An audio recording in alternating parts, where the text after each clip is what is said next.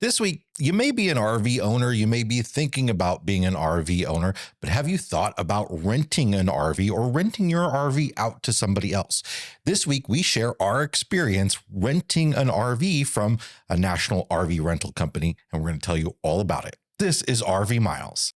Chances are you've seen them on the road. That's because Blue Ox designs and manufactures the best towing products in the industry. Just look around. You'll find them on highways, in campgrounds, and anywhere you find people traveling in the great outdoors. From award-winning tow bars and base plates to a full line of weight-distributing hitches, adjustable ball mounts, and now they have fifth-wheel hitches too. With Blue Ox, towing doesn't have to be a drag. Visit BlueOx.com for more information.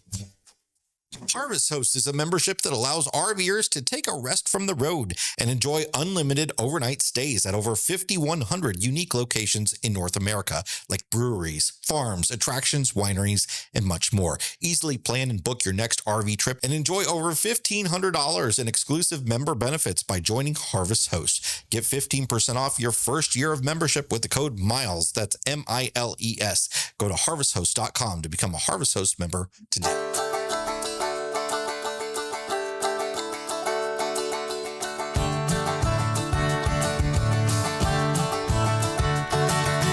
Welcome to episode number 347 of RV Miles. I'm Jason. And I'm Abby. And we are two RVers who, along with our three boys, Jack, Ethan, and Henry, have been crisscrossing North America on one epic road trip since 2016. Here at RV Miles, we talk all things RV and outdoors, from industry news to national parks, travel destinations, renting an RV, and so much more. Welcome back, everybody. We are preparing, we're cranking out the content, getting ready to head down to Florida. We drive to Kansas City. I think we've pushed it back now. This is Wednesday. We're recording. What day is it? I don't know what day it is. I don't know what month it is. We were planning on leaving on Friday. I think we're going to leave on Saturday, driving the kids to Kansas City. Then we get on a flight on Sunday when this episode comes out to head down to Florida for the Florida RV Super Show in Tampa, where we get to debut the Sabre 37 RV Miles. We're so incredibly excited to get it out there. We are. We had a really fun live recently, actually just Monday night on the 6th. We had a really fun live where we got to talk a little bit about that and really get kind of a sense of how many people we expect to see at the show. And just, it's going to be a really, really fun week. I think it's going to be a quieter show this year. We've talked about that. We talked about that on last episode. In terms of like the stuff coming out. Yeah. And I think it might be a little bit quieter too in the terms of like maybe the crowds. I don't know that we're going to see a level like we saw maybe in 2022 or 20. I think it'll be last year. Do you think? Well, I do think it'll be last year. Okay, well, here, so let's call it now then. I think the attendance will be a little bit lower than last year, and you think it's going to be a little bit higher. We'll see when we get back. Yeah, I think it's going to be up 6%. I think it's going to be down. Well, I didn't know it. Over, under, I'll take the over of 2%.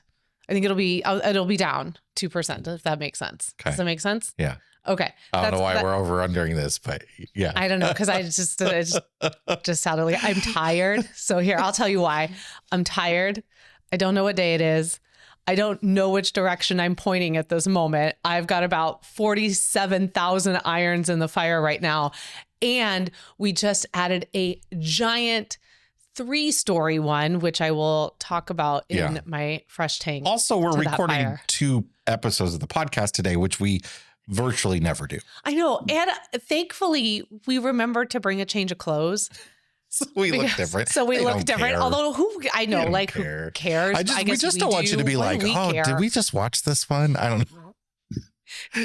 Are Jason and Abby? Do we really look that different from episode to episode? I don't think so. I mean, we're like the same 5 things. Listen, this is what used to be the beauty of when we just did audio podcasts. Yeah. Because we laid in bed. We recorded in bed. We recorded in our pajamas. We recorded at all hours of the day. Did not matter what the light looked like because it didn't matter. Nobody's going to see us anyway. So now it's like, oh, well, we don't want people to think we don't do our laundry. So we should probably change. Well, if you are going to be in Tampa at the Super Show, again, we'll be there on Wednesday and Thursday of the show. We will not be there through the weekend, through the rest of the week. We got a cruise to go get on. We will share on social media, not only the exact hours we'll be at the rig, but the location of the display. So it's we have a pending location. We don't have an exact location of where it's going to be yet, so we're not going to even guess to share it. So, but once that RV is placed where it's going to be, we'll share out on Facebook and Instagram where it is, so folks that are there can find it, and hopefully we'll see you there. Yeah, but we do know time. So on Wednesday, January 15th, which is the first day of the show, we will be with the Sabre 37 RV Miles, meeting everybody and giving little mini tours between 1 and 4 p.m. And then on Thursday, January 16th, we will be there from 10 to 1 p.m. So just know that block of time. Please come over and see us, because we would love to share this rig with you and talk to you about it and give you a little mini tour of something that we're still trying to wrap our heads around and can't believe. I was thinking the other day, we're going to be out in this in 3 months. Yeah, we're going to be camping in it in 3 months. For 7 weeks. Yeah. So time flies. I got to tell you, what is it? The days are long, but no. What is that saying? The days are long and the years are short. The years are short, but the days are long. I think it's days and hours. I don't know. But I still don't know how it goes. Everything's long. Anyway, that's neither here nor anywhere. So that's going on over the course of the next week. Like I said, we're recording 2 episodes today. So we're also going to record another episode this afternoon that's going to be released while we're out and about. And it is going to be covering the process of designing an RV, what that was like for us, and what are some of the things that we learned through that process. But we can move on from that, because today we're talking about renting an RV. But first, yes, I do want to share real quickly that the Explore Act that we've been talking about extensively, and I did several videos on, has been signed into law.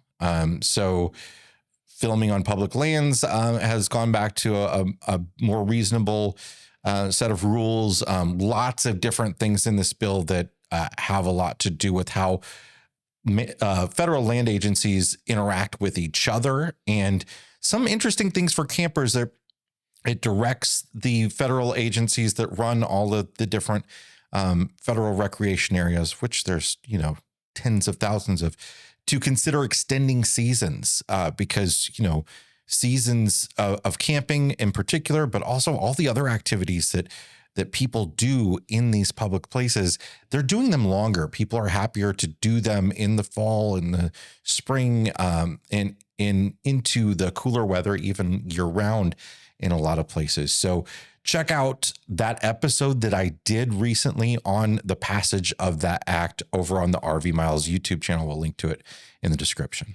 But for now, let's go back in time. We're going to rewind. We're going to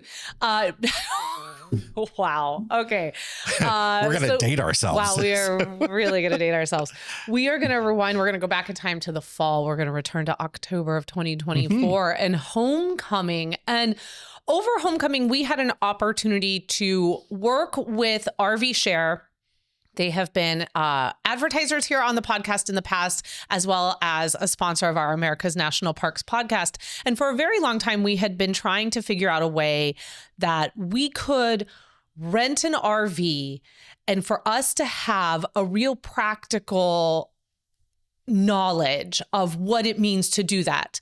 And nothing really ever came up, and no hook really ever spoke to me where I felt like we could do something that would be of value. And so finally, when homecoming came around, we had an opportunity to bring my parents from Kansas City to homecoming. They had attended in 2023 and had stayed in a hotel about 20 minutes from the campground, and they were coming back this year. And I thought, no, I'm not shuffling them back and forth to a hotel. This is the opportunity we've been looking for, where we can say as RVers, here's a really great reason why renting an RV might make sense to you if it's beyond just I'm thinking of buying one, which is such an important part of the RV rental process. Yeah, we should say too that we worked with RVshare. They gave us a credit to do this. Yes. They weren't involved really at all in any other way. So this isn't a sponsored segment or anything. This is just us giving our true experience of how it went. Yeah, absolutely. So this is what we're going to talk about. We're going to talk about renting an RV for homecoming and renting it for other family members. But before we get to that, I think it's really good to kind of just even go back and step back a little bit further for those who are new to this concept of renting an RV. And so what does that mean? So renting an RV is essentially, it is the Airbnb of the RV world. Yeah, it's weird because these peer-to-peer rental sites like RVshare and Outdoorsy have only sprung up in, the last several years. Because in the past, you could rent RVs, mainly motorhomes, but you were going to rent them from places like Cruise America that has their own fleet of RVs. You could rent them from a lot of dealerships have a rental fleet. And, out west, there's lots of camper van rental companies like that. But most of these places have the specific RV they rent out. A Cruise America RV looks like a Cruise America RV. Right. It's like renting a car. You're going to go and you're going to, like you would rent a car, you're going to rent an RV and you're going to rent it from a company that has a major fleet of all of these. And they're all going to look kind of really standard and the same. These are peer-to-peer. I was renting directly from someone that owned their RV, and they are using the platform RVshare like you would with an Airbnb to reach other individuals who are interested in renting that RV from them for X amount of nights.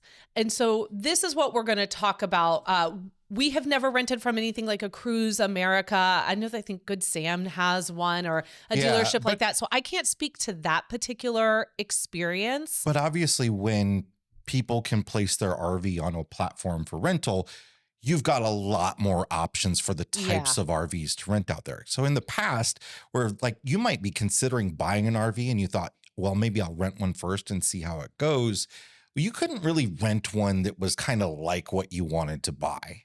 So now if you want to rent a 30-foot fifth wheel, you can rent a 30-foot fifth wheel and see what that's like. Whereas in the past, you probably were renting a motorhome. There were some trailer rental companies, very few fifth wheel rental options out there. But again, it was sort of their own fleet that was set up specifically for the purpose of RV rental, where now you've got people having their own RV and all the different choices that they've made in purchasing their RV, and those options all out there available to you to choose from. So we went through RVshare to do a 4-night rental to have this rig rented from someone local that we wanted delivered to us. So you have a couple of options when you do a rental through RVshare. You can pick up the rig yourself, or you can have a rig delivered to a campground. And I think for anyone who, especially in our situation where you're bringing in a family member that doesn't own an RV, or you yourself are new to RVing and you're not ready to tackle towing or driving one, but you just want the experience of, do I even like sleeping in this? Do I like cooking? Do I like being at the campground? It is such a wonderful option to have someone bring their rig to you. It's like renting a cabin, essentially. But you get to choose what that cabin looks like. So that rig is just placed there for you and you stay on it. And I think at this point, I don't remember the stat, don't have it in front of me, but I think at this point, over half of rentals, and I could be totally wrong on that, but it's a significant portion of rentals are delivered to the site, and people are never towing them or driving them around. It's just that person is dropping it off, setting it up, doing all the stuff, and you're staying it. There's a couple things to be careful about here, though. There are some places where you're not allowed to have a rental RV delivered to you.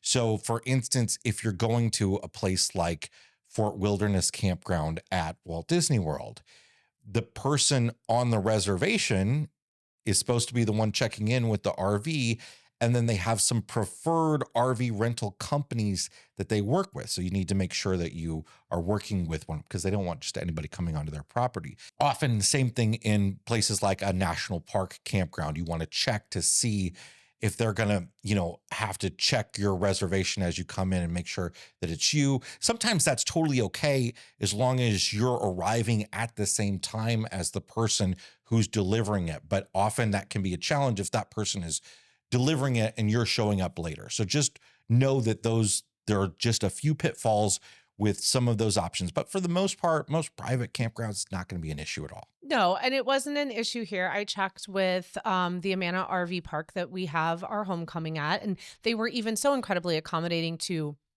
go ahead and put mom and dad right next to us, because I wanted to make sure that we could be with them to assist them with anything that they might need or any questions that they might have about the rig. So I was able to create an account really easily, logged into RVshare. There are a lot of safety measures, and I'm not going to go into all of them, but there are a lot of safety measures that get put into place, not only for the renter, but also for the rentee, to ensure that you have a safe experience, right? So there's a lot that you're going to do there to ensure that your identity is who you say you are. The renter has to do the exact same thing. So I felt incredibly comfortable renting through RVshare. And I know other platforms do this as well. It's not unique to RVshare. There's also insurance in place there. So the renter has insurance on the rig. They have to. And the person who is renting it, the rentee, also gets to choose from different insurance options. So the owner of the rig can make sure that there's not going to be any issues. There's also a deposit that you pay to make sure if things get damaged, all that sort of stuff, that gets taken care of. And these platforms, from what I understand, though we didn't have any experience with things like damage and stuff, I've heard that they do a pretty good job of making sure those things get handled well. If somebody damages something, it gets taken care of really quickly because they don't want to scare people away from renting their RV out. More in a moment, but first, this episode is sponsored by the folks at RV Life. The RV lifestyle is about community, and the RV community is at the heart of RV Life. RV Life recently celebrated the 1 millionth trip planned with RV Life Trip Wizard, their excellent trip planning tool for RVers, featuring all the trusted reviews, pictures, and tips from their RV Life campground site. RV Life also features several blog sites and over 20 additional RVing forums to serve the RV community. All this experience and community feedback come together to help create a fantastic RV trip planner and mobile navigation tool called RV Life Pro. RV Life users have planned over 3 billion miles of travel using RV Life Pro and its included RV Safe mobile app. Take 25% off RV Life Pro at the link in the description for this episode. RV Miles is sponsored by eTrailer. eTrailer's upgraded all of their product listings and fit guides for 2025 vehicles. At eTrailer, they know that upgrading to a new vehicle is a big step. We just did it, and one that comes with its own set of challenges. Whether you're wondering, will my old roof rack work with my new ride, or how do I make sure I'm ready to tow the moment I hit the road, they get it. Transitioning to a new vehicle shouldn't mean starting from scratch when it comes to your gear. We just upfitted our new truck with a new tonneau cover and a bed rug from eTrailer, and more is on the way for sure. eTrailer has 2025 fits for the products you already know and trust, with insights from enthusiasts and tailored solutions for the latest vehicles. They're here to ensure that your new adventure starts smoothly. Whether you're already cruising in your 2025 vehicle or planning ahead to make your future purchase worry-free, you can count on eTrailer to provide the gear, advice, and confidence you need to hit the road without hesitation. Visit the link in the description below or visit eTrailer.com. So I selected, after looking through, because I wanted something that could be delivered. So I went through and filtered who would deliver within, and everyone kind of sets their own, like, how far am I willing to drive to drop this off, right? So that's going to vary. It's never just a set number. Some people only want to drive, 15 miles from their house. Some people are willing to go as far as 100. So I ended up renting for my mom and dad a 2024 Dutchman RV Astoria 230 ML. This is a fifth wheel that was about, I think, somewhere around 30, 32. I think it was shorter. I think it was like 28. Was it? Okay. It was but it was great a great rig. size. It was a great size. It had, front bedroom, and then a rear kitchen which and then a sort of middle Mid-living, dinette yeah. living. That rear kitchen is such a great setup. Oh, it's so nice. And it had a beautiful little back window. And it was a new rig. It was a 2024. So in fact, this was the first time the couple that we rented from, this was the first time they had used RVshare. And they were so lovely to work with. So I'm going to break down the total cost, and then I'm going to come back because it might be a little bit of a sticker shock, but then I'm going to come back later in the episode and I want to talk a little about the hotel versus RV aspect of all of this in our experience. So the total to rent this, we rented it from a Wednesday afternoon drop off. They picked it up on Sunday afternoon. So 4 nights total. It was $1,463.05 for us to rent this. So here is what all of that included. So that was 4 nights at $173 a night. That was the cost of the rig. Base rental, yeah. Mm-hmm. The setup and tear down, the dumping fee, because they came and did all of that for us. We didn't do any of that. So they flushed the tanks out afterwards. But obviously, if we needed to dump the black water or whatever, we could have. But they did all of the flushing afterwards, putting everything away. This was a really low maintenance thing. Absolutely. So that was $200 more. Then there's the cleaning fee, which is $75. That's pretty standard to also what you see with Airbnb. A lot of these fees, if you've rented from Airbnb, are probably lining up for you right now. Now, here's where there's a little bit of the extra cost because we chose the delivery. So there is a delivery fee, and that was $114.46 for them to deliver it from their location to where we were. And depending on how far that was why that cost is like a weird number like that, right? Like it was X amount of miles to drive it to us. Now there was also taxes, which was $77.46. There was the service fee, which is $139.51. That's RVshare's service fee. Then I just picked the basic insurance and protection package. Like Jason mentioned earlier, there are several different ones that you can pick from, but I went with basic because it was being delivered to us. It was being set up by the owner. It was never leaving the campground. And then the owner was taking it back with them. So there was no driving happening on our part whatsoever. We were not going to be responsible for setting up any of, the sewer and things like that. So I went just real basic on this, and that was $153.85. And then finally, there was an insurance and protection tax of $10.77. That all came together to be $1,463.05 to have this beautiful fifth wheel delivered to the campground where my parents could stay for the 4 nights during the event and be right there within all of the action. Now, obviously, folks that are renting an RV on the platform can choose what price they want to charge. And so you're going to see a range out there. And I suppose if this might be a good time to compare it to our friends, Jenny and Grant. Yes. So they rented as well an RV. Now they went through Airbnb, and because you can actually rent RVs through Airbnb as well. Their cost was a little less, but their experience was quite different than the experience that we had with my parents. And really it was about the quality and care that was given to the rig by the owners that they rented from versus the ones that we rented from, to the point where money had to be refunded to them because the condition of the rig was not great. It was a newer rig still, but it had a smell to it. There were some areas that were dirty. They didn't clean the toilet.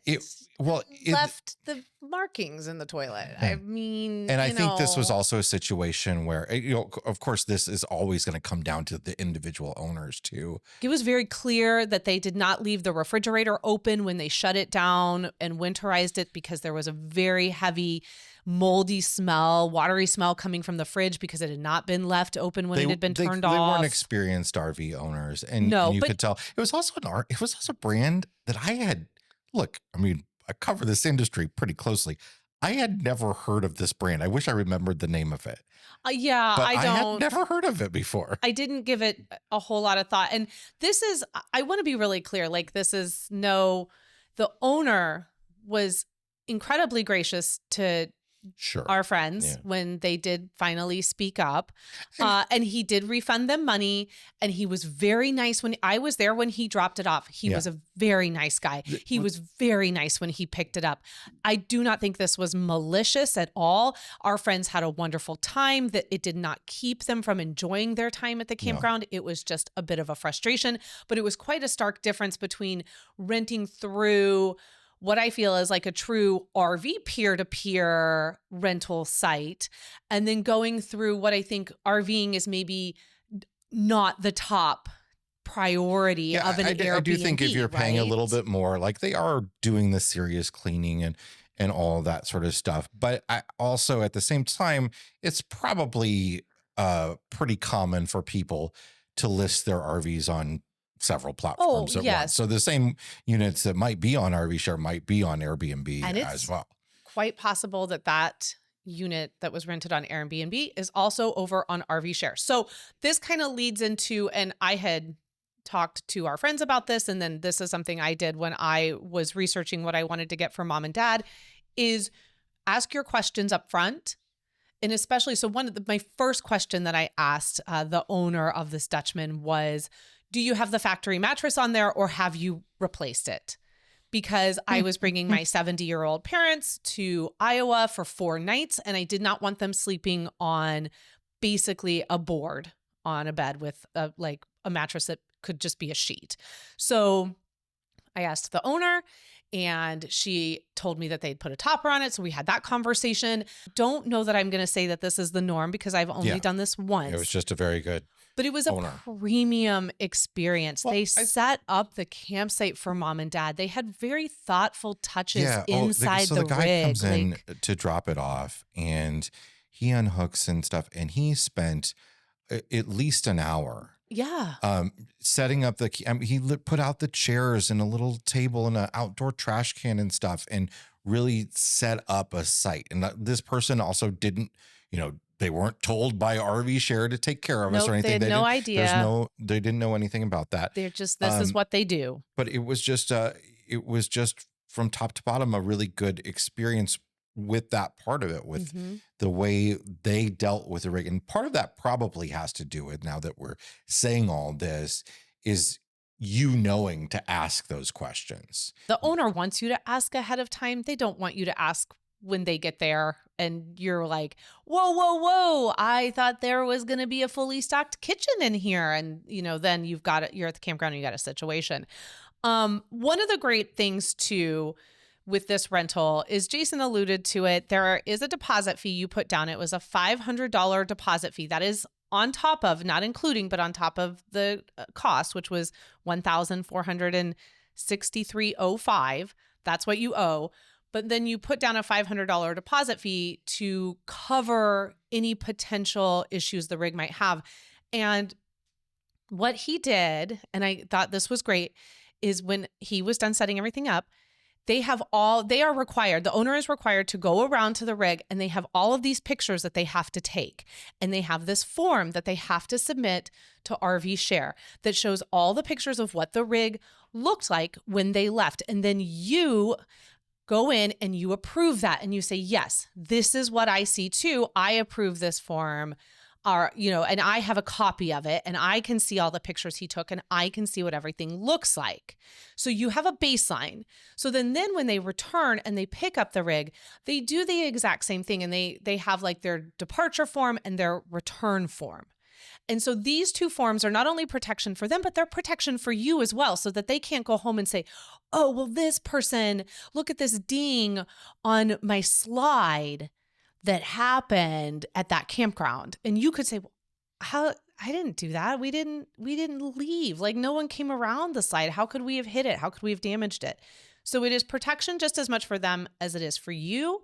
And they have X amount of hours. I believe it's 72 hours post picking up that rig to put that form in, because that's what generates your deposit back. Yeah. Very easy, very quick. I got my money back in no time. No issues. Really comes down to, so I see lots of conversations in like Facebook groups and stuff about RV rental. Mainly they're in RV Facebook groups, so they're about, would you rent your RV out on one of these platforms? And people have lots and lots of reasons why they would or wouldn't. And it's, I, I highly question whether I would. And it's totally, a valid thing to consider.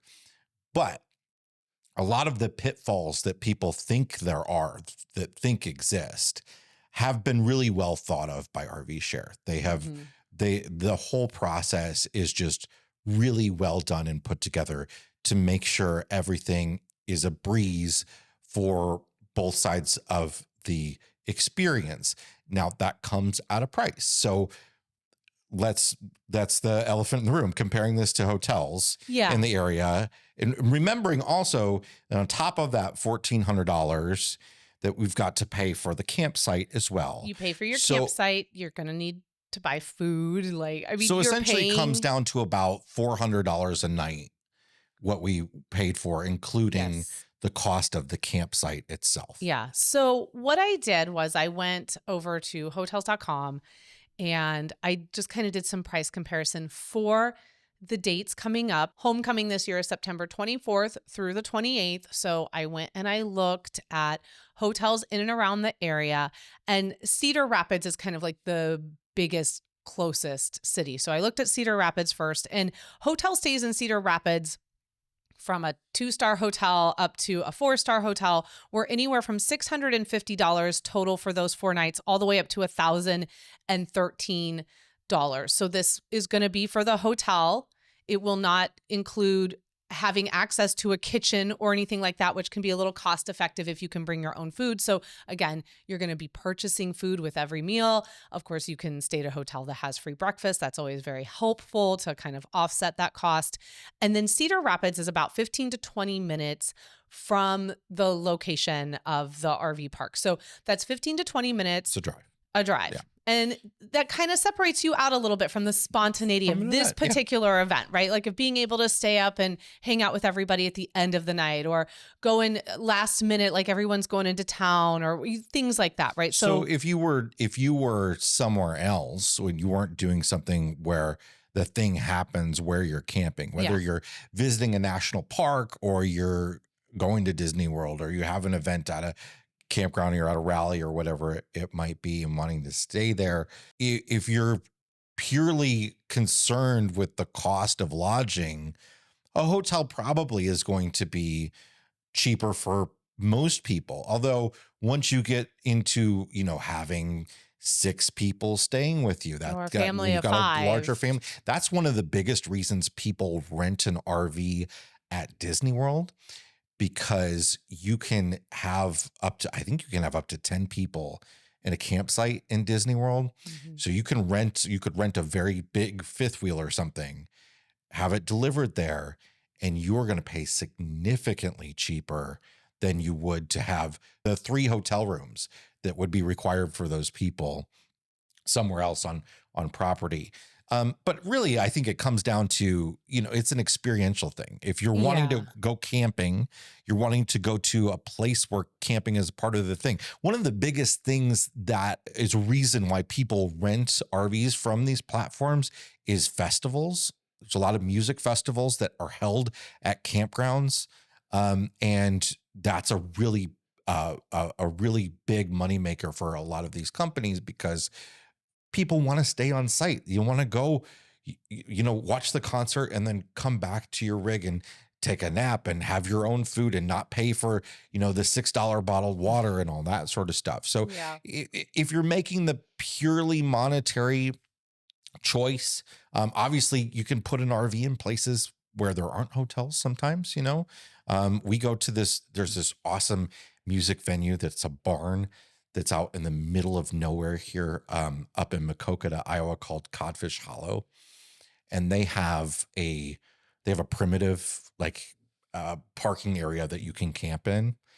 And there's really no hotels in the area. There's maybe like a Super 8 or something like that, but there's really no hotels in the area. And again, it's a music venue, and they do sort of like weekend long festivals. And that would be like a perfect place for me to want to take an RV or rent an RV for something like that. Yeah.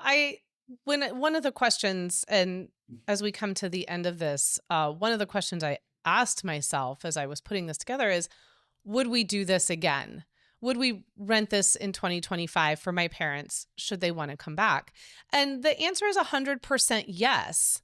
And the reason why in this instance is because when I compare their experience in 2023 when they were shuffling back and forth to the hotel to come and do this, and then I compare their experience in 2024 where I woke up in the morning, walked out my door, turned a corner, and I was at my mom and dad's rig, and I went in there and I made my coffee there with my mom and dad, and I had them right there. And the experience of having them right next to us, having them camp with us, having them truly be a part of this RV Miles experience that we don't get to have very often with our family because they're not at a place right now where any of them are RV owners. So in order to bring them into that world like that for just a few days was so incredible. I mean, we had the best time and they loved it. They absolutely loved it. Yeah, it was it's got them thinking for sure. It did. And I know that it is not, and 100% it is not cost effective when I put it up against some of those other hotels. Absolutely.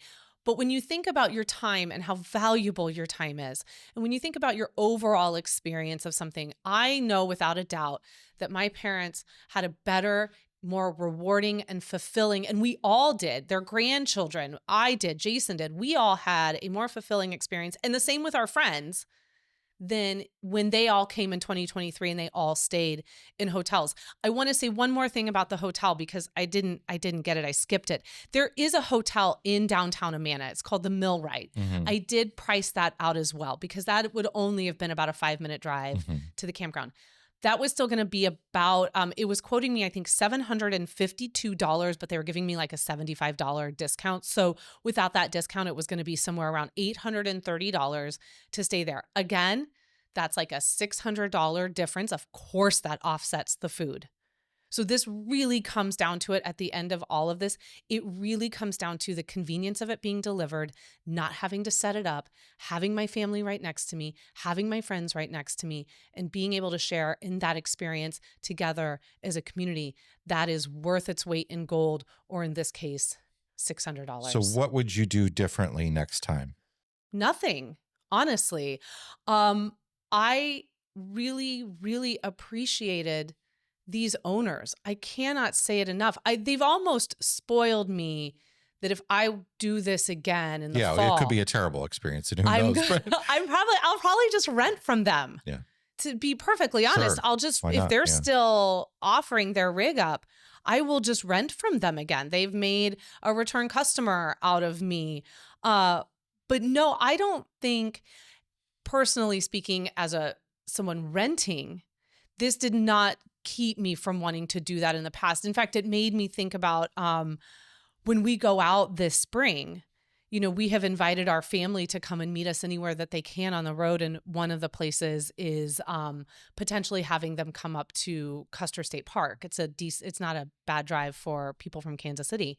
And I'm already like, why don't we see if we can get them an RV and have it delivered? Like if they would be interested in that. What a beautiful experience that would be for all of us, again, to be at a campground and be there for them to enjoy that. They loved it so much. They were so happy that weekend. It was really great to see my mom and dad relax and just let go and have a good time. And it definitely had me thinking about, whether we would do this with our rigs and with the ones that we are selling, right? No, I'm shaking my head no. Sorry for the audio people. I'm shaking my head no because I would always want it to be at the level of what we that's received, my problem. the level of I don't think we would service. be able to do it well enough. I agree with you totally, 100%. And also we're just not around enough for it to really be a valuable thing for us. But I did think the Ibex actually would be a really great rental unit because 100%. It could be towed with a 1/2-ton truck. And obviously lots of people have 1/2-ton trucks, and that would be something that I would be comfortable having somebody tow with insurance and all that, of course.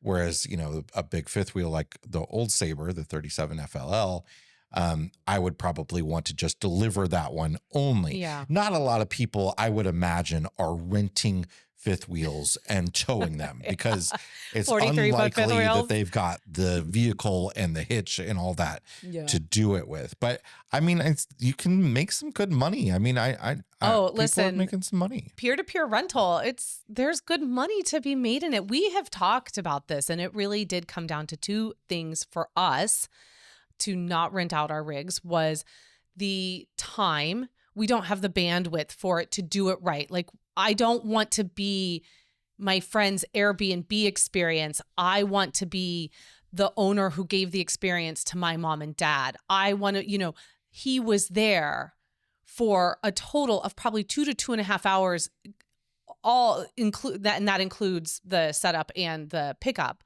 But he spent 2.5 hours of his time doing that for us, in addition to the time he drove it out there, the time he got it ready to come to us. I mean, that's a lot of work. That's really tempting though. Okay. So he got paid for those things. He got paid for, doing the setup in the sewer. That was $200. Sure. He got paid the delivery fee. And essentially he at least got his monthly payment covered for that month for renting it out for 4 days. And Perhaps. it's really tempting. I think if you could, theoretically, if you're somebody that can't afford to go buy an RV right now, maybe this is a way you could afford to do it by renting it out. Now, obviously, most places you're not going to be able to rent all year long, but if you could make 6 of your payments out of the year out of renting it 6 times. Sure, absolutely. I think it just comes down to also if you're going to use your rig, don't trash your rig and then expect people to rent your rig. Because that was the flip for the other experience through Airbnb was, there was water damage in the rig. The typical places we all know there's going to be water damage, right? Like there was water damage over by where the water heater is. The care of the rig. It wasn't a premium experience like ours was. For a premium cost. Yeah. You're paying for that experience. Yeah. And so I would want to always ensure that we provide a premium experience. And I think that takes a little extra work. And I think that that's wonderful.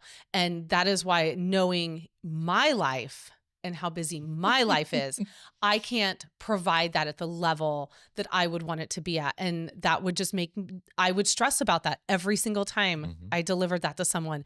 I would stress that it wasn't good enough for them, that I hadn't done a good enough job, So that is why my anxiety will not allow me to rent out our rigs. Well, thanks so much to RVshare for helping us out with that segment. You can check them out over at RVshare.com, whether you're interested in renting your RV out or whether you're interested in renting an RV as well. Yeah, and that's the beautiful thing about Homecoming. We are at an RV park that allows you to bring a rental and to have it delivered. So go over to rvmiles.com/homecoming as well to learn more about this year's event, which is happening September 24th through the 29th. It is time to check the level of our tanks, sponsored by our friends over at Liquefied RV Toilet Treatment, the no BS toilet treatment. Sure, I don't have to tell you, but I'm going to tell you anyway. They're giving away an RV. They are giving away an Alliance Delta. If you want to learn more about that, including how you can get your no purchase necessary entry, we're going to have a link down in the description as well as in the show notes for this episode. And this, I believe, is going to go until May. You've got lots and lots of time and lots of extra ways that you can enter, but you should go and do that because it's literally a free RV as long as you live in the lower 48 states and you're over the ages of 18 years old. All right, Jason, what is in your black tank this week? So we live very close. We've mentioned this a few times before to the world's largest truck stop. I'm doing air quotes. There's an episode of See America's podcast if you'd like to go learn more about it. It's in Walcott, Iowa. It's the Iowa 80 truck stop, and it's huge. They've got this giant food court. They've got a a huge store, not only for like walking into a Cracker Barrel type store, goods, the home goods that you find at a truck stop. So many kitschy things. But they also have a really big store for truckers with like all the chrome parts and steering wheel covers and all that sort of stuff, which is kind of interesting for RVers, especially if you drive like a big diesel pusher motorhome or something like that. Anyway, it's a interesting place. They've got a trucking museum. The fuel is a little weird the way it's all set up. It's expensive. The fuel is expensive. Don't get fuel there because it's expensive. But speaking of fuel, this is why it's a black tank. They just got a $390,000 fine. They actually operate 2 locations. They have this location and they have another one in Joplin, Missouri, the Joplin 44. But because they use so much fuel, they have above ground fuel tanks as well as below ground ones. Okay. Right. And so apparently there's an EPA rule that if you're storing over 1 million gallons, 1 million gallons, just a small number, 1 million gallons of fuel, you have to have a spill protection response plan in place. Right. Yeah. In case anyone carrying fuel a truck would have crashes that into your big exterior holding tank for your 1 million plus gallons of fuel. Well, they had 1.2 million gallons of diesel fuel, gas, and oils stored above ground at these 2 locations, and they didn't have these response plans in place. So they got a little visit from the EPA and got a $390,000 fine. They immediately they were able to like immediately reduce how much was in those tanks just to below 1 million so that they weren't in violation. Thank goodness. Right. But I just thought that was, really interesting. Look, regulations can be difficult to manage and all that sort of stuff. I'm not giving them a hard time, but I think it's interesting that a truck stop is so big that it is under the scrutiny of the EPA for storage of fuel. Also, 390,000 seems kind of like a low fine number for something. Well, there was no spill. Like if this was related to a spill of some sort, that would have been, a serious lot of money. But because I still think $390,000 is probably a lot of money to an organization that runs 2 truck stops. But this was just related to not having a plan in place. So I think maybe it's probably more appropriate than. I feel like you just calling them truck stops is doing it a disservice. Okay. It is the world's largest. Jason, or as Loves calls them, a travel stop. They're not truck stops anymore. They're travel stops. The I-80 is one we often stop at because it is our route to Kansas City. And sometimes we'll stop there and just have lunch really quick. It's a good place to eat. They've got Listen, a Wendy's, a Taco Bell, a Pizza Hut. You hit all of the you hit all of the Epperson children's like food groups in there. But while we were sitting in there, it was like over the PA. Attention, ladies and gentlemen. Fast and the Furious 4 is getting ready to start up in the upstairs theater. Yeah, please make your way to the upstairs theater. They got a little movie theater up there. There's a dentist. Chiropractor. And this is a big thing too, because, truckers, obviously they have back problems from sitting all day. Yeah. Right. And you're traveling all over the country, whether you're looking for a chiropractor or a dentist or whatever it might be. Like you're not necessarily in your home location where that's easy. If you need an emergency dental thing going on, what are you going to do? Drive into town and park your big rig in some random town that you don't know? No. You've got a dentist at the truck stop. That's a really, really cool thing. It's a cool place. And we go there because it's not just those different restaurants like scattered across the parking lot. It's a food court. And food courts are great for us because our kids can never agree on eating anything. Divide and conquer. Ever. All right. What is in your fresh tank this week? My fresh tank is the Pebble Flow. I got to go back out to Silicon Valley for the 3rd time and experience the final version, the production version of the Pebble Flow, which is a travel trailer that has an optional powered axle. This has been a technology that's been in the works by several different companies over the last several years. And I've covered this unit extensively, but this last video that I just put out last week was about specifically driving the unit. So I got to fly out there and drive the unit and behind a small SUV. And what kind of SUV, It was a Jason? Porsche Cayenne. Okay, thank you. And you got to experience what it's like to have that power assist from those axles. So there's a big battery bank within that trailer, and then the axles can take power from that battery bank to give you an assist. So if you have a kind of underpowered tow vehicle, you still have to tow within specs. Like you can't tow this trailer, which is like 7,500 pounds, 7,200 pounds, with something that has a 5,000 pound towing capacity. But you feel much more comfortable if you're close to those limits. Plus, you don't need a brake controller. You don't need a weight distribution hitch. And it controls all the sway, anything like that. It was a really, really eye-opening experience. I'm really excited about this technology. It's not something that's going to be on every trailer in the future, but it's going to be a great option for some people. But beyond that, they're going to be selling this unit without the powered axle as well. It's just a really well-designed RV. It's a new concept, a newly thought out. I keep comparing it to a really well-appointed Class B camper van, it being sort of the travel trailer version of that.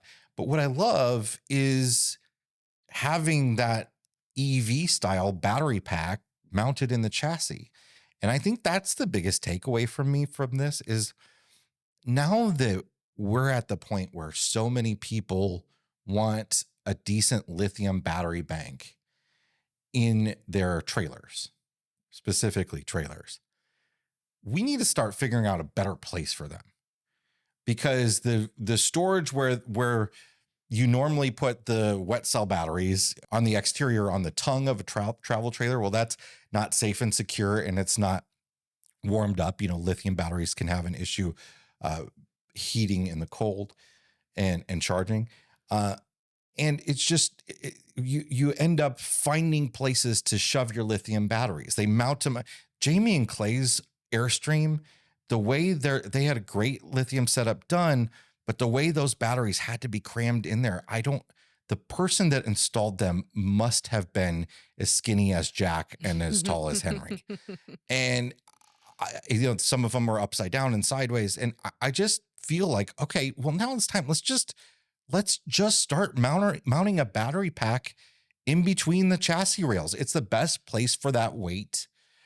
Yeah, they aren't going away anytime soon. And if we're not installing them at the manufacturer level, let's just have a place. Let's have these rigs set up so that it's a possibility in the future for people to do these upgrades a little more simply. And we don't have to do surgery on the unit in order to find a place to shove lithium batteries, run the cables everywhere, and put the inverter charger and all that sort of stuff. So that's Jason's video on the Pebble Flow. You could go watch it, but he did just give you like the entire video. I didn't talk about any of that stuff on that video.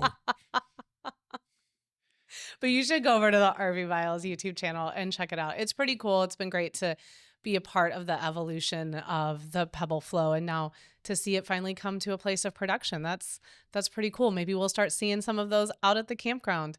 All right, what's in your black tank this week?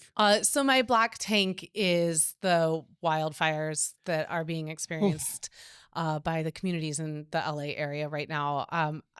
It is unbelievable. The winds, the Santa Ana winds, 100 miles per hour. I mean, any of us RVers who have navigated even 40, 50, 60 mile per hour winds in our RVs, I cannot imagine. I mean, that's got to in a house. I mean, the rattling of the windows, and not only on the larger scope for just the community itself, but Jason and I have family that is being greatly impacted by this right now. I have a brother in the West Covina area who is keeping a very close eye on the Eaton fire. You have a brother who lives in Venice who is very, very close to being evacuated because of the Palisades fire.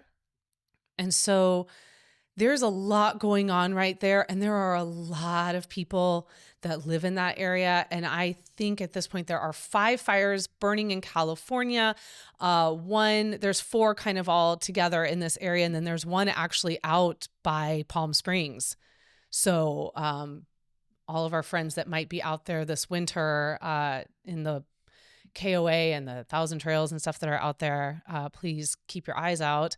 But it is just, it's hard to talk about because I feel so much because it's hitting so close to home right now. And on top of that, it's just the amount of destruction that is coming out of that area right now is just, it's heartbreaking. Yeah. My brother has a rooftop deck on his building, and he was up there last night and took some photos and video and posted on socials of just like that orange glow and the smoke heading out over the ocean. And well, my brother was saying too, because I had asked him, because they are southwest right now of the Eaton fire, and I had asked him, do you think what are you guys feeling like? Is it going to turn, or what are you worried about right now? And he was like, the biggest concern is the winds are unbelievable. He says, driving home from work last night, he said, it's just downed power lines because of the wind. And the air from the winds fuels the fire and moves the fire. Yeah. And the ember, it's a really vicious cycle there right now. So, just please keep that community in your thoughts. Please keep our family in your thoughts. I know everyone's going to be fine and everyone will get out. And I don't mean that. I'm sorry. And when I say that everyone, I mean our family. Yeah, I know that they are prepared if they need to. But at the same time, my brother said to me, and I think this is really important to remember. He said, we keep being told, like family outside the circle or people outside the community, like, why haven't you left? Why haven't you left? Because there are people that need to leave. Yeah.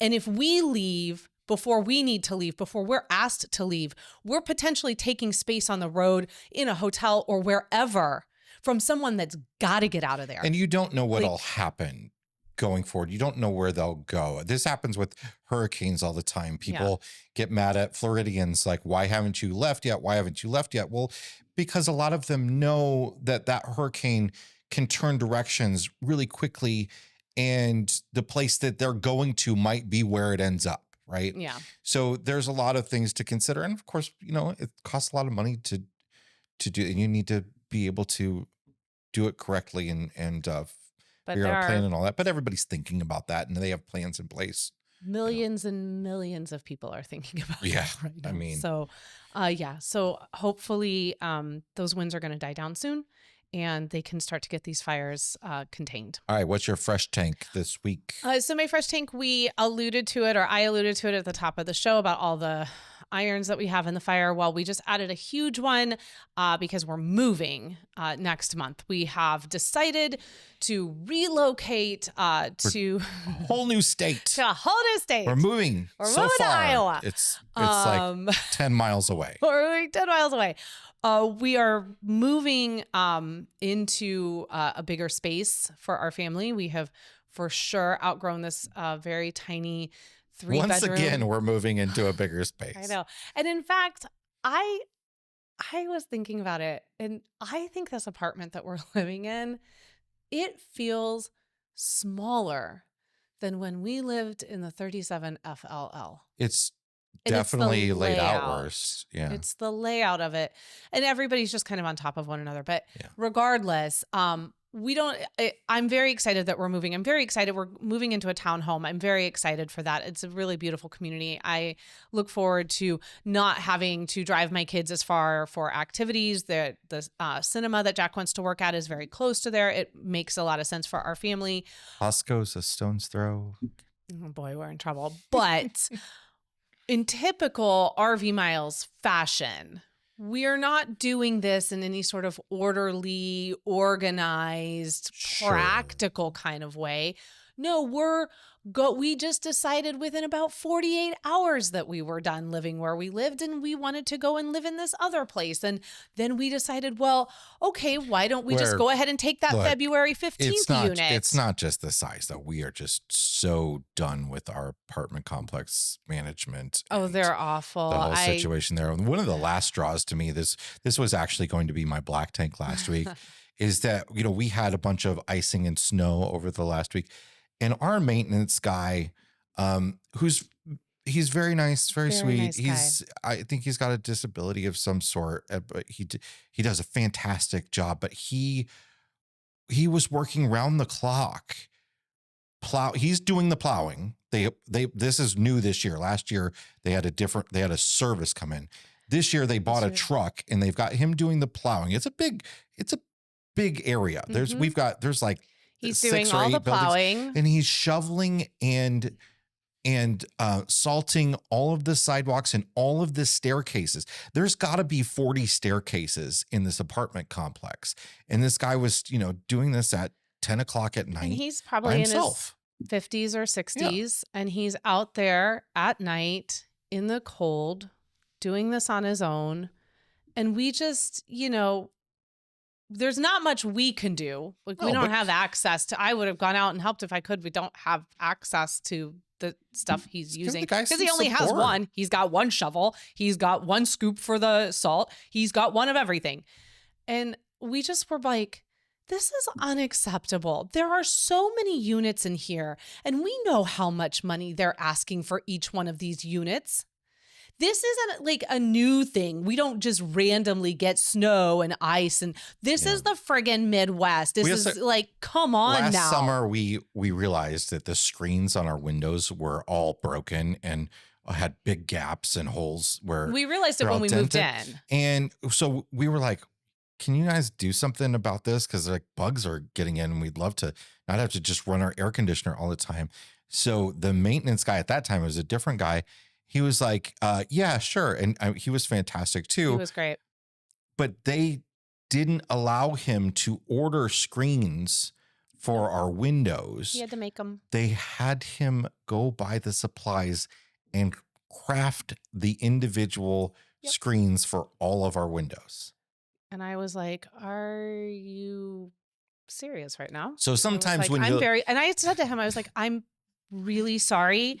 I did not realize that by putting in this maintenance order that I was going to have you craft these. But a place can look nice and you just don't know the pitfalls that are there until you're there. Place can look nice if the people who run it don't take care of it. I mean, it's, the difference between the Airbnb and the RVshare. Exactly. We kind of ended with the Airbnb. So we're hoping this next move will be the RVshare of living in a sticks and bricks. That's it for this week's episode of the RV Miles podcast. Yes, it is. Thank you so much for joining us. We do hope we'll see you in Tampa next week on Wednesday and Thursday. And of course, if you have any questions for Jason and I about this episode or any thoughts and opinions about this episode, we would love to hear them. If you're watching this on YouTube, please leave us a comment down below. We do our very best to respond to every single comment that is left.